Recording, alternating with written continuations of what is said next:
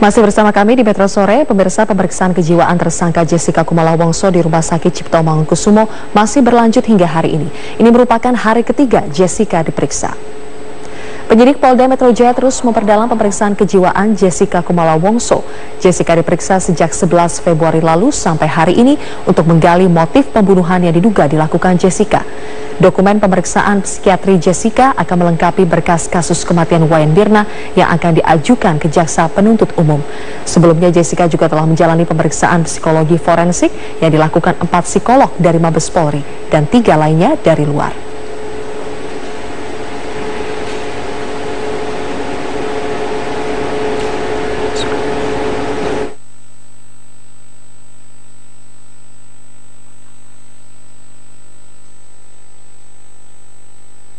Polisi terus memperdalam pemeriksaan kejiwaan Jessica Kumala Wongso. Hingga hari ini Jessica masih diperiksa oleh psikiater di Rumah Sakit Cipto Mangunkusumo, Jakarta.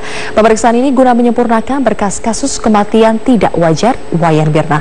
Dan pemirsa, informasi tadi nanti akan sekaligus mengakhiri perjumpaan kita di Metro Sore hari ini. Atas nama rekan-rekan bertugas, saya Zilvia Iskandar pamit undur diri. Sampai jumpa.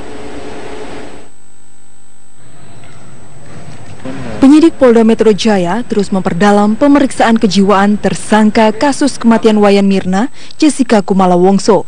Sejak kemarin, Jessica menjalani pemeriksaan psikiatri dengan metodologi khusus, sehingga memerlukan waktu untuk mengobservasi tingkah laku Jessica. Hasil pemeriksaan kejiwaan Jessica akan menjadi senjata penyidik untuk menjerat Jessica di persidangan. Jadi kalau berkas, kami sudah firm dengan alat bukti konstruksi kasus yang perbuatan sesuai pasal 340 sudah firm. Nah, sekarang yang jadi problem adalah mengapa yang bersangkutan melakukan. Alasannya hanya yang tahu, hanya yang bersangkutan. Jangankan melakukan, mengaku melakukan, ya, apalagi motif, ya, mengaku saja tidak. Nah, sekarang itu yang jadi korban kan temannya. Kan aneh, semua juga berpikir, jangankan Anda, kami juga berpikir kok temannya bisa keracunan dengan perbuatan yang kami temukan diduga dilakukan oleh yang bersangkutan. Pemeriksaan kejiwaan Jessica dinilai kuasa hukum Jessica Yudi Wibowo dipaksakan karena Jessica saat ini tengah sakit. Yudi mengakui Jessica sudah menjalani 4 kali pemeriksaan psikiatri. Terus hari ini tidak sehat, tapi dipaksakan untuk periksa psikiater. Ini sudah keempat kalinya. 4 kali psikiater. Iya. Oh, jadi termasuk dipaksakan ini? Iya. Oh, psikiater lalu gimana? Tahu saya. Kok bisa 4 kali psikotes? Ya, katanya begitu. Saya nggak berani ngomong karena saya nggak lihat hasil. Oh. BAP saja saya nggak dikasih sampai hari ini. BAP itu nggak diperkuat ya, Pak? CCTV. Tidak pernah tunjukkan pada saya. Oh. Tapi waktu konstruksi versi polisi itu Jessica disuruh melakukan rekonstruksi versi polisi, saya tolak. Ibarat orang main film nggak lihat skenario-nya, suruh main, kalau pengakuan kan. Penyidik Polda Metro Jaya menargetkan penyerahan berkas kasus kematian Wayan Mirna akan dilakukan pada pekan depan. Sementara penyidik juga telah mengantongi sejumlah bukti kuat untuk menjerat Jessica di persidangan dengan pasal 340 tentang pembunuhan berencana. Tim Liputan Metro TV. Selamat malam pemirsa, inilah headline news pukul 23 waktu Indonesia Barat. Setelah melantik gubernur dan wakil gubernur, Presiden Joko Widodo juga melantik 2 anggota Komisi Yudisial dan 9 anggota Ombudsman di Istana Negara. 2 anggota KY yang dilantik adalah Jaja Ahmad Jayus dan Aidul Fitrisiada Azari. Mereka dilantik berdasarkan keputusan Presiden tentang pengangkatan anggota Komisi Yudisial untuk masa jabatan tahun 2015-2020. Pembacaan sumpah jabatan oleh 2 anggota KY didampingi rohaniawan dan disaksikan Presiden Joko Widodo. Proses pelantikan dan sumpah jabatan yang sama juga berlaku untuk 9 anggota Ombudsman RI yang juga dilantik langsung oleh Presiden Jokowi selesai pelantikan 2 anggota KY. Atau tidak langsung dengan menggunakan nama atau cara apapun juga.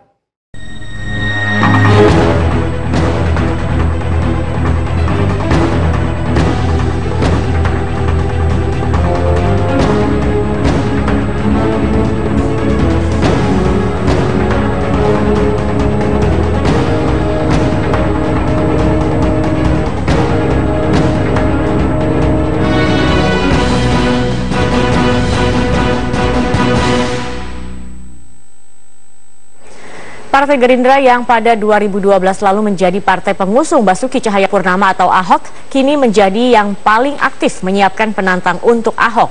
Gerindra bahkan mengumpulkan semua kandidat yang berpotensi maju untuk melawan Ahok dalam pemilihan Gubernur DKI Jakarta. Dinamika politik jelang pemilihan Gubernur DKI Jakarta yang akan dihelat pada tahun 2017 mendatang semakin memanas. Partai-partai politik mulai aktif menggalang dan menentukan dukungan bagi kandidat yang akan diusung.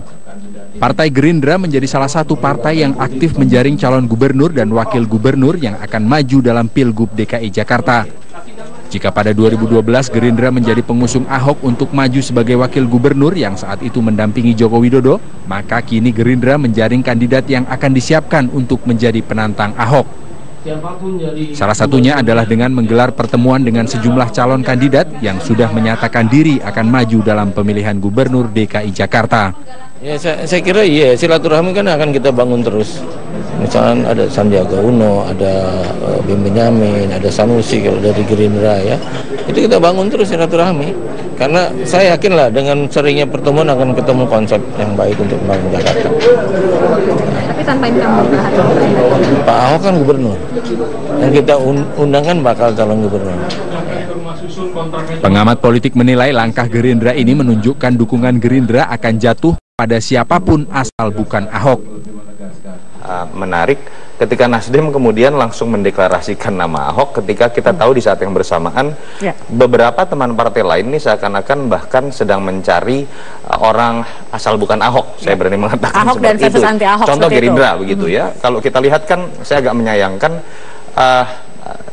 orang besar seperti Pak Prabowo kemudian dan partai besar seperti Gerindra suaranya seperti dikerdilkan oleh suara-suara yang hanya diwakili oleh M. Taufik misalnya dalam hal ini, sehingga seakan-akan Gerindra menjadi anti Ahok. Pemilihan Gubernur DKI Jakarta yang akan dihelat setahun ke depan memang menjadi salah satu gelaran politik yang penting dan banyak menyita perhatian publik. Terlebih dengan munculnya sejumlah nama baru untuk menantang sang petahana Basuki Cahayapurnama yang menurut sejumlah lembaga survei masih memiliki popularitas dan elektabilitas yang cukup tinggi. Tim Liputan, Metro TV. Abraham Lunggana atau Lulung yang juga akan maju dalam kontestasi pemilihan Gubernur DKI Jakarta menyebut bahwa tingginya tingkat elektabilitas Ahok saat ini tidak menjamin bahwa Ahok akan unggul dari kandidat lain. Lulung menilai tingkat elektabilitas calon baru dapat ditentukan 5 hingga 6 bulan menjelang pelaksanaan pilkada. Elektabilitas yang ada sekarang itu hanya baru sampai ke popularitas. Elektabilitasnya belum lagi masuk ke wilayah itu.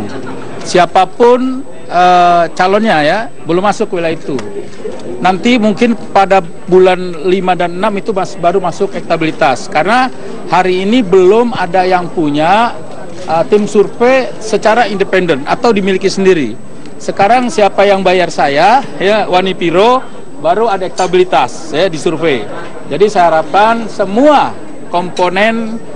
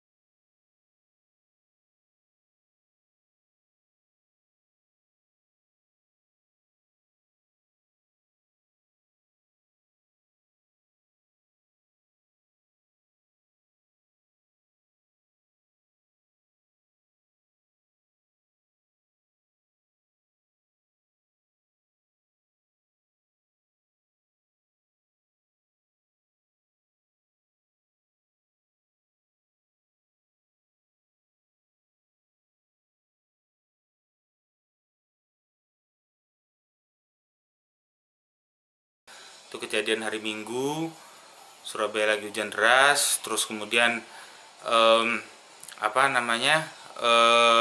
suasana juga sepi, lagi sekitar jam 3 sore. Ya mereka sempat survei sekitar jam 2 sore untuk mengetahui apakah rumah itu kosong atau tidak.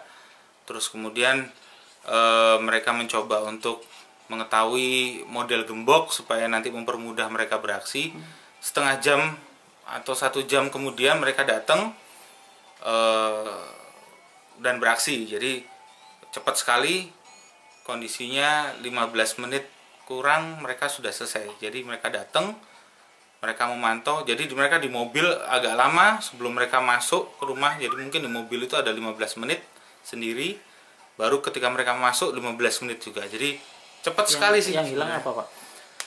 Yang hilang ada perhiasan, ada uang, ada alat-alat elektronik kecil, alat-alat elektronik. Uangnya berapa itu, Pak? Uang lumayan lah. Total puluhan juta lah. Maksudnya untuk seluruhan termasuk.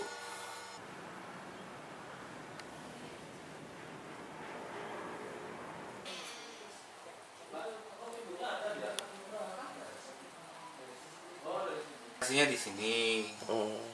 Terus kemudian ada yang lokasinya biasanya di sini. 2 orang itu berjaga-jaga di luar, di dalam mobil. 2 orang kemudian datang.